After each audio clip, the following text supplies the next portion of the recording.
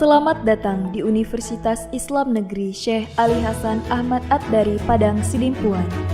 Inilah kampusnya para penuntut ilmu yang berlandaskan keislaman, keindonesiaan, dan kearifan lokal. Lebih dikenal dengan sebutan Theo-Antropo-Ekosentris, Al-Ilahiyah, Al-Insaniyah, Al-Kauniyah, dengan moto cerdas berintegritas.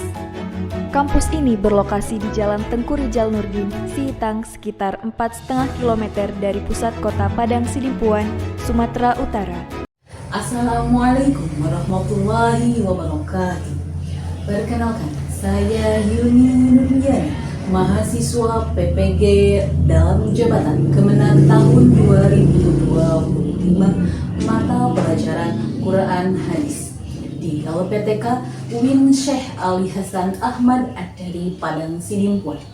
Pada kesempatan yang berbahagia ini, izinkan saya menampilkan sebuah video pembelajaran yang saya laksanakan di MA Terpadu Ar-Rahman, MA tempat saya mengajar dengan pembahasan makanan dan minuman yang halal dan baik dengan menggunakan strategi pembelajaran problem based learning.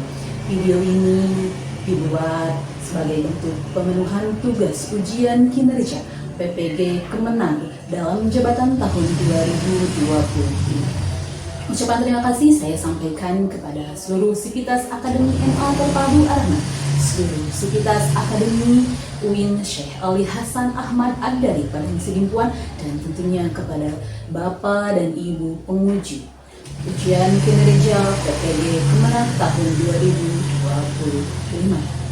Terima kasih atas segala perhatiannya. Mohon maaf atas segala kekurangannya. Wassalamualaikum warahmatullahi wabarakatuh.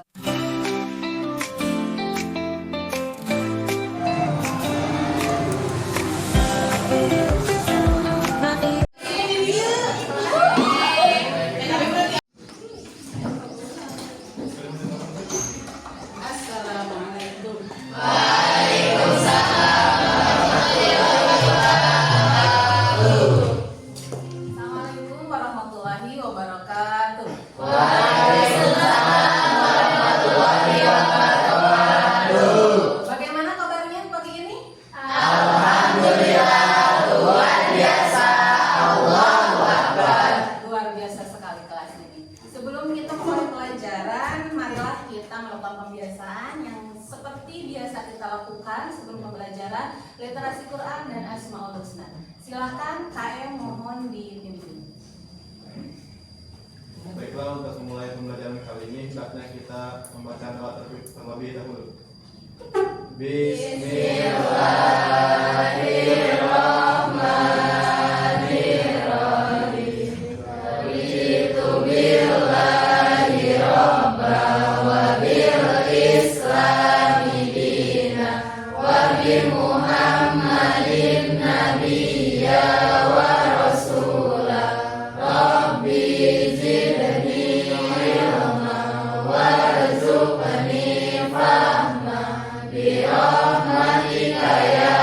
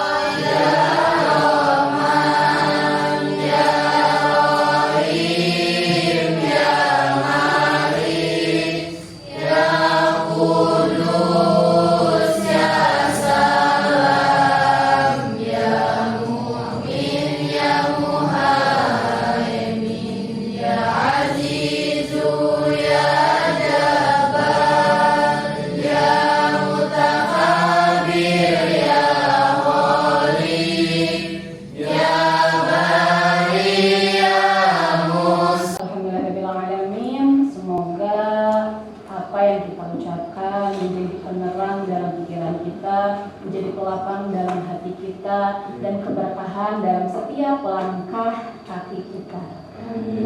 Ya Allah ya Rabbal. Selanjutnya ibu absen dulu ya. Amelia, Andani, Hadir. Bella, Debbie. Izin? Ya. Evelina, Emi, Kita, Hana. Marilah kita menyanyikan lagu Indonesia Raya bersama-sama. Semuanya dimohon untuk berdiri. 1, 2, 3. Indonesia tanah airku, tanah tumpah darahku. Di sana. Pada pertemuan kali ini kita akan membahas tentang makanan yang halal dan baik. Sebelumnya kita telah mempelajari bersama dan mendiskusikan secara lengkap tentang kehidupan yang seimbang dunia dan akhirat. Masih ingat tentang materi itu? Ingat. Oke, ini sangat erat kaitannya. Supaya hidup kita seimbang, salah satunya kita pun harus menyeimbangkan asupan makanan yang masuk ke dalam tubuh kita. Maka dari itu, di kesempatan kali ini kita akan sama-sama membahas tentang makanan yang halal dan baik. Oke, ini tujuan pembelajaran yang akan kita sama-sama kita pelajari pagi hari ini, yaitu tentang menganalisis dan menyajikan kandungan ayat Al-Quran dan hadis tentunya tentang makanan yang baik dan halal, seperti Quran Surat Al-Baqarah ayat 168, 169, Quran Surat Al-Baqarah ayat 172, 173, serta ini hadisnya nih, hadis riwayat Abu Dawud dari Ma'di Karib radhiyallahu anhu tentang beberapa makanan yang Nah, di sini pertanyaan pemantik dari materi ini, mengapa Al-Quran memerintahkan manusia untuk mengkonsumsi makanan yang halal dan baik, bukan yang halal saja? Sebelum kita bahas lebih lanjut, ada yang bisa menjawab tentang pertanyaan ini? Mengapa ya Allah itu memerintahkan dalam Al-Quran itu memerintahkannya makanan yang halal, bukan makanan yang haram, ataupun memerintahkan makanan yang halal dan baik, bukan hanya halal saja? Soalnya kalau misalkan makanan masuk kita, berarti kan secara tidak langsung mempengaruhi kayak yang lain kan, kayak kesehatan, cara pikiran juga. Kalau misalnya dari makanannya udah haram, besar kemungkinan sikap kita juga outputnya bakal haram. Iya, itu akan sangat mempengaruhi pula pada perilaku kita sehari-hari gitu. Kemudian kedua, bagaimana cara kita sebagai konsumen muslim memastikan kehalalan suatu produk makanan di zaman modern seperti sekarang ini? Harus bisa memastikan. Bagaimana cara memastikannya? Apakah satu produk itu bisa dikatakan halal atau haram? Berarti kan kita harus melihat dulu nih kandungannya, kemudian labelnya pun kita harus teliti dulu, ini benar nggak labelnya, kan seperti itu. Nanti kita bahas lebih lanjut tentang kedua permasalahan ini. Nah, di sini ada dasar hukum dalam Al-Qur'annya, dalil yang menunjukkan makanan yang halal. Di Quran surah Al-Baqarah ayat 168, ini salah satunya ya. Ataupun bisa nanti ditambahkan sama 169. Kita baca dulu yang 168. Terlihat oleh semuanya? Oke, silakan. A'udzu billahi minasyaitonir rajim. Bismillahirrahmanirrahim. Ya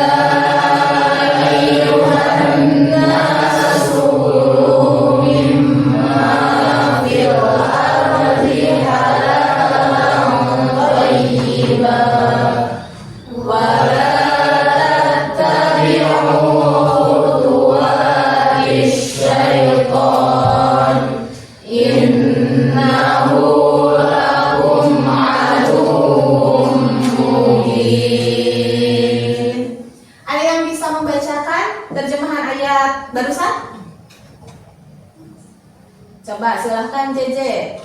Dari ayat tersebut artinya adalah, wahai manusia, makanlah dari makanan yang halal dan baik yang terdapat di bumi, dan janganlah kamu mengikuti langkah-langkah setan. Ya, kita baca jelas sekali dari ayat ini perintah Allah untuk memakan makanan yang halal, dan bukan hanya saja makanan yang halal, tetapi makanan yang thayyib. Thayyib itu yang baik. Jadi kalau misalkan yang halal belum tentu baik untuk tubuh kita, itu sangat tidak dianjurkan. Tetapi kita memakan makanan yang halal dan yang baik bagi tubuh kita dan kelangsungan hidup kita tentunya di masa yang akan datang. Oke. Prinsip dasar konsumsi Islam ini halal sebagai keharusan hukum. Maksudnya hukum Al-Quran dan hadis seperti tadi disampaikan dalam kedua dalil tersebut. Secara syar'i, hukum suatu makanan itu halal, silahkan konsumsi oleh kita. Kalau misalkan dalam beberapa dalil dikatakan makanan tersebut haram, berarti kita harus menjauhinya. Tidak boleh sekali-kali kita mencoba mencicipinya saja, kita tidak boleh. Karena kalau misalkan kita sudah mencicipinya, kita nantinya akan terus-terusan memakannya karena penasaran kah atau karena ketagihan kah, seperti itu. Kemudian thayyib sebagai etika konsumsi. Bagaimana kita memakan makanan itu?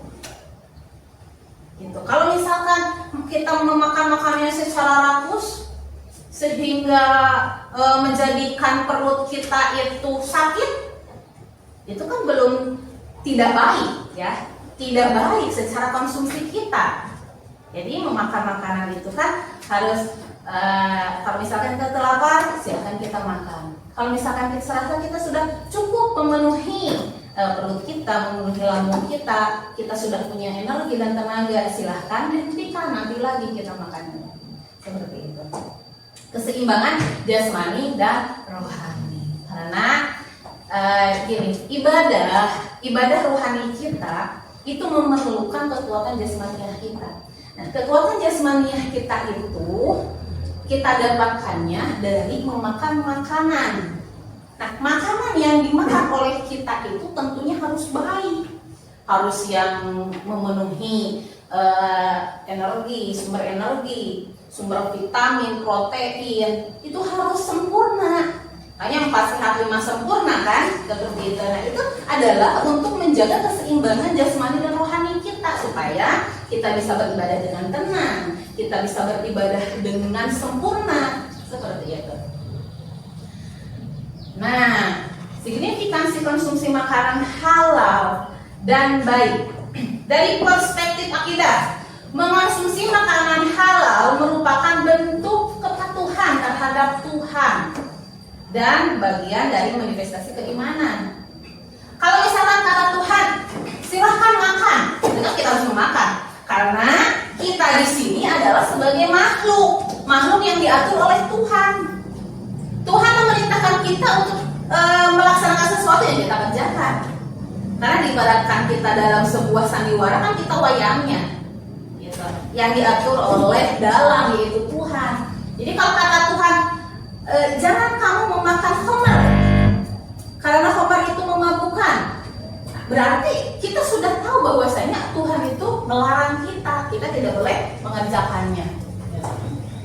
Sebagai bentuk kepatuhan kita terhadap Tuhan sebagai khalik kita, pengabdian kita kepada Tuhan. Dari perspektif etika dan moral, makanan yang dikonsumsi mempengaruhi perilaku.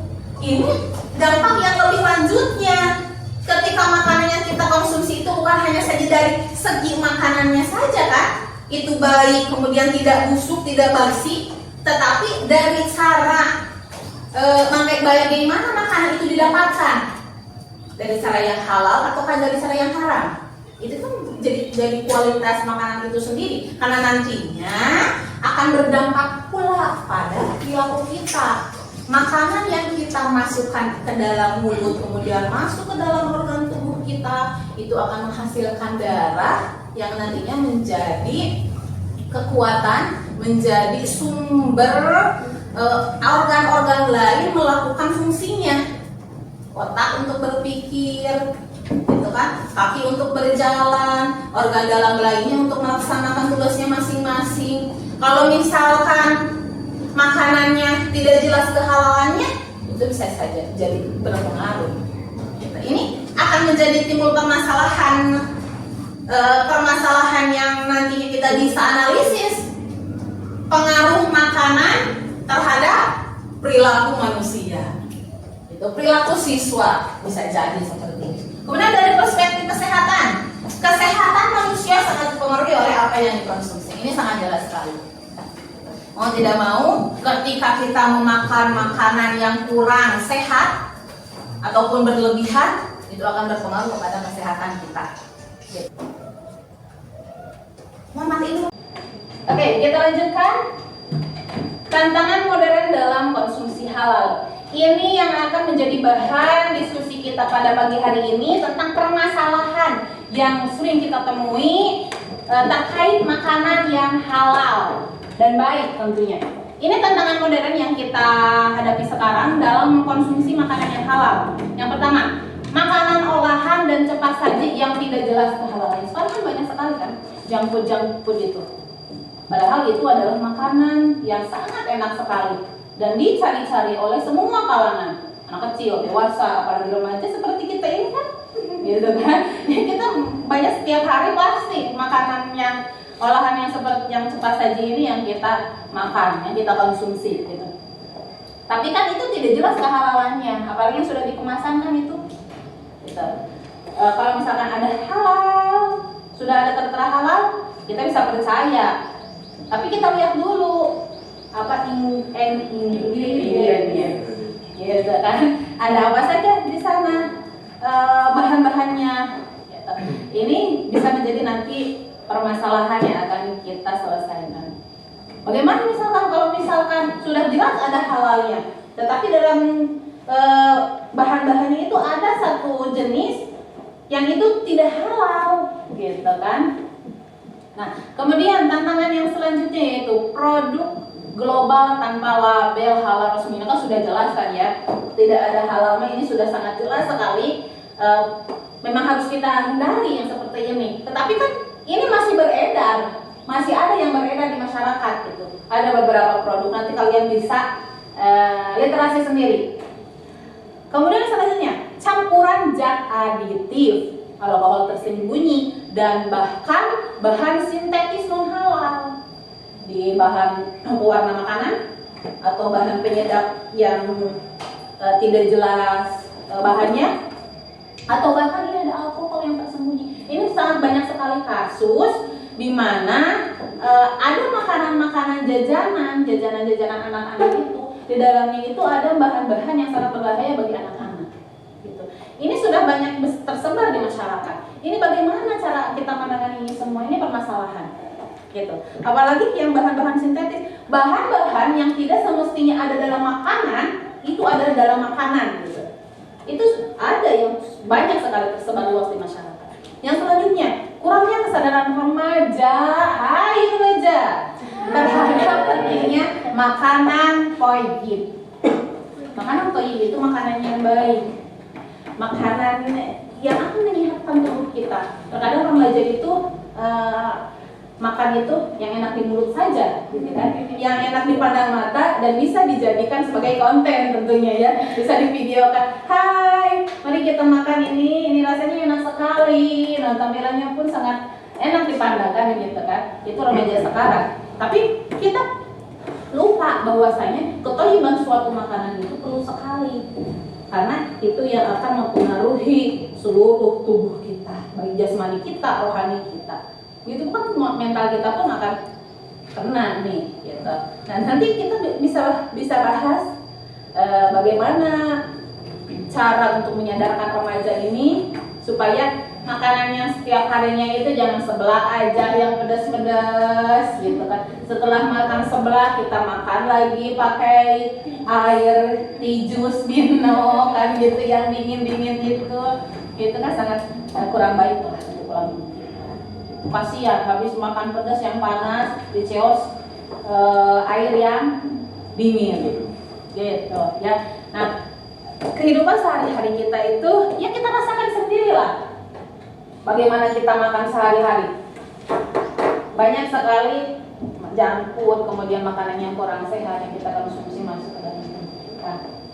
Mungkin kita tidak kita rasakan hari ini ketika kita makan. Paling yang kita rasakan hanya panas perut, kemudian nanti selanjutnya BAB tidak lancar atau timbul penyakit sakit perut yang lebih parah lagi. Nah, dampak yang lebih lanjutnya lagi itu nanti kemungkinan bisa kita rasakan setelah bertahun-tahun.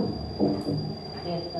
Badan kita tidak akan fit, organ tubuh kita tidak akan bisa melakukan aktivitasnya dengan normal.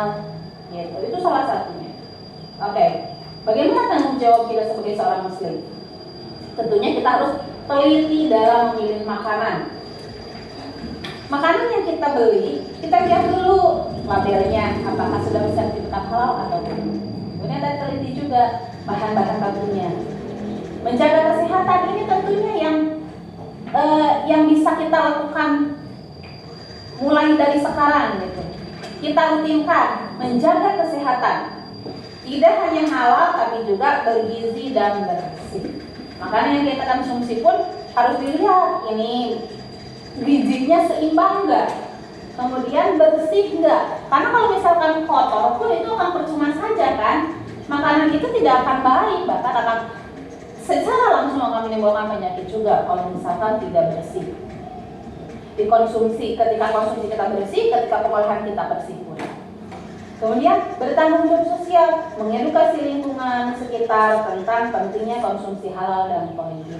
Ini akan menjadi tugas proyek kita. Nanti kita akan membuat poster edukasi untuk mengedukasi masyarakat pada umumnya ya, khususnya kita di lingkungan kita supaya tetap mengkonsumsi makanan yang halal dan baik.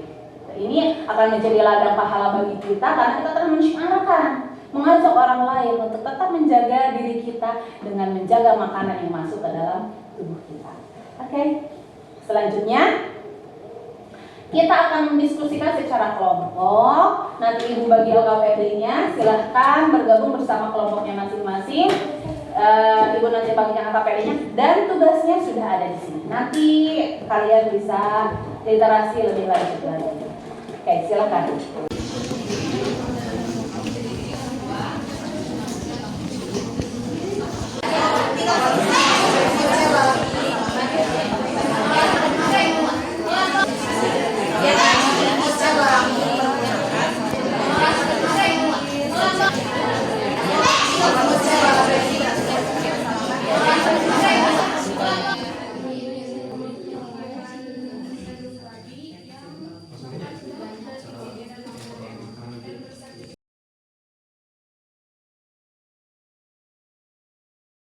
Assalamualaikum warahmatullahi wabarakatuh. Waalaikumsalam warahmatullahi wabarakatuh. Oke, sebelumnya perkenalkan kami dari kelompok 2 yang beranggotakan Vicky, saya Nindar Aini, serta Sahrul yang sedang sakit dan Reza yang sedang izin kali ini. Topik yang kami ambil yaitu tentang makanan olahan yang dilabeli halal dan sudah berizin BPOM, tapi ternyata setelah di lab mengandung kandungan babi. Yang pertama, masalah nyata yang berhubungan dengan makanan halal dan baik akan disampaikan oleh masalah nyata yang berhubungan dengan makanan halal dan baik. 1. 9 produk makanan olahan mengandung unsur babi yang beredar di Indonesia. Beberapa di antaranya sudah berizin BPOM dan bersertifikat halal. 2. Pemotongan ayam yang tidak sesuai syariat Islam. 3. Bir hingga wine lolos sertifikasi halal. selanjutnya analisis satu permasalahan. Permasalahan yang kami ambil yaitu dari poin pertama, makanan olahan yang berizin BPOM dan bersertifikasi halal ternyata seringnya mengandung unsur babi atau porcine. Terdapat 9 produk yang ditarik, 7 diantaranya telah bersertifikat halal. Pada kasus ini, kandungan unsur babi tidak dicantumkan oleh produsen dalam label produk. Akibatnya, produk-produk tersebut sempat mendapatkan sertifikat halal sebelum akhirnya diketahui mengandung babi melalui pengujian laboratorium oleh BPOM. Produk bersertifikat halal yaitu Cornish Fluffy Jelly dari Filipina, Cornish Marshmallow rasa apel bentuk teddy dari Filipina, Chom Chom Caramelo bentuk mobil dari Cina, Chom Chom Flower Mellow bentuk bunga dari Cina, Chom Chom Marshmallow bentuk tabung atau mini dari Cina, Hakiki Gelatin, Lardy TYL Marshmallow isi selai vanilla dari Cina. Sedangkan produk tanpa sertifikat halal yaitu AAA Marshmallow rasa jeruk dari Cina dan Sweet Time Marshmallow rasa coklat dari Cina.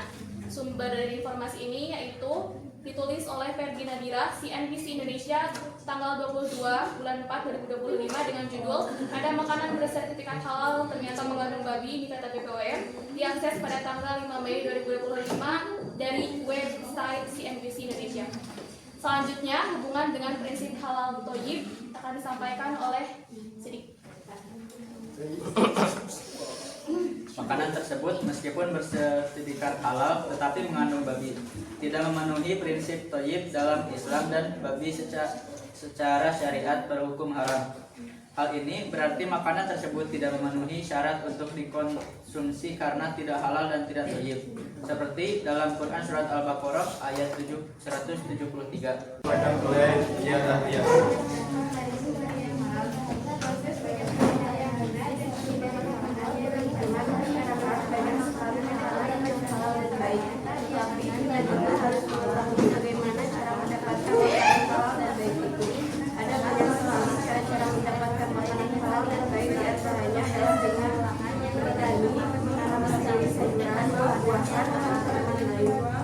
Berdagang dengan jujur, jual beli dengan cara jujur, tidak menipu dan tidak menggunakan riba.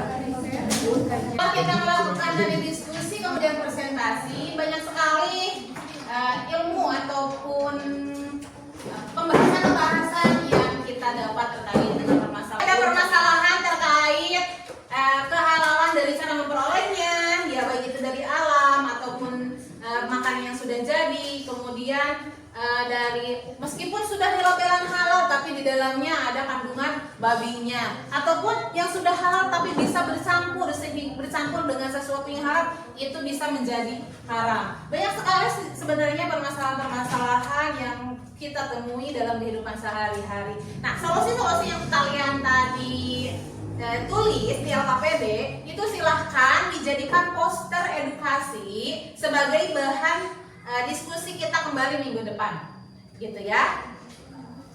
Nah, untuk selanjutnya ini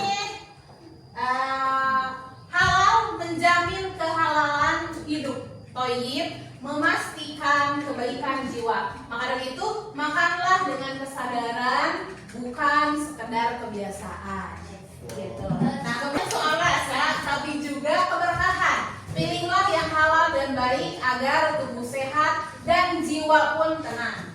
Begitu dengan halalan thayyiban bukan hanya syariat, tapi juga kasih sayang Allah untuk menjaga jasmani dan rohani kita semua. Jadi intinya Allah memerintahkan kita memakan makanan yang halal dan melarang kita memakan makanan yang haram, itu adalah untuk kebaikan kita semua juga. Halal dan baik. Kita sudah lihat beberapa contoh seperti yang di Twitter itu yang orang kelaparan gitu, mencari makan dengan meskipun itu untuk beban mereka, tapi itu sebenarnya tidak baik. Akan mengadakan evaluasi lewat Google Form yang ibu bagikan. Sudah ya, ada kalian? Sudah. Kalian jawab nomor 1 dan nomor 2 saja sebagai evaluasi pembelajaran hari ini. Silakan.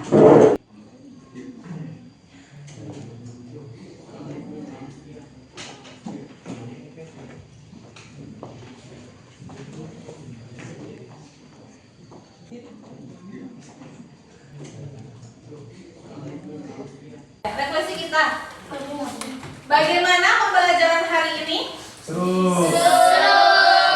Terima kasih. Kemudian, apakah metode pembelajarannya memudahkan kalian untuk memahami pelajaran hari ini? Ya. Dan